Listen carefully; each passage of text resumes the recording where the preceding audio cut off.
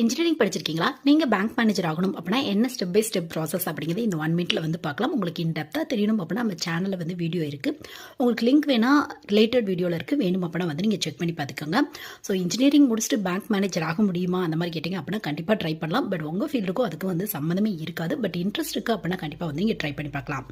So 2 method இருக்குது உங்களுக்கு. First வந்து பிஓ எக்ஸாம். இதுக்கு இன்ஜினியரிங்கில் எந்த ஸ்ட்ரீம் எடுத்தவங்க வேணாலும் ட்ரை பண்ணி பார்க்கலாம். ஸோ மேனேஜர் வந்து டேரெக்டாக வந்து ஆக முடியாது.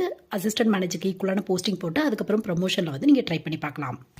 ஸோ பிஓ எக்ஸாம் பொறுத்தவரையும் எனி டிகிரி முடிச்சவங்க ட்ரை பண்ணலாம். ஸோ இன்ஜினியரிங்கில் எந்த ஸ்ட்ரீம் எடுத்தவங்க வேணாலும் ட்ரை பண்ணி பார்க்கலாம் நீங்கள். செகண்ட் மெத்தட் வந்து பார்த்தோம் அப்படின்னா எஸ்ஓ எக்ஸாம் வந்து ட்ரை பண்ணி பார்க்கலாம். எஸ்ஓ கீழே ஐடி ஆஃபீஸர் அப்படிங்கிற போஸ்டிங்க்கு இசிஇ, சிஎஸ்சி, ஐடி இந்த 3 ஸ்ட்ரீம் எடுத்தவங்க ட்ரை பண்ணி பார்க்கலாம். இதுவும் டைரெக்டாக வந்து மேனேஜர் ஆக முடியாது. ஒரு அசிஸ்டன்ட் மேனேஜருக்கு ஈக்குவலான போஸ்டிங் போட்டு ப்ரமோஷனில் வந்து நீங்கள் மேனேஜர் ஆகலாம். எஸ்ஓக்கு கீழே அக்ரிகல்ச்சர் ஃபீல்ட் ஆஃபீஸர் அப்படிங்கிற போஸ்டிங் இருக்கு. இதுக்கு அக்ரிகல்ச்சர் ரிலவெண்டான இன்ஜினியரிங் ஸ்ட்ரீம் எடுத்தவங்க ட்ரை பண்ணி பார்க்கலாம்.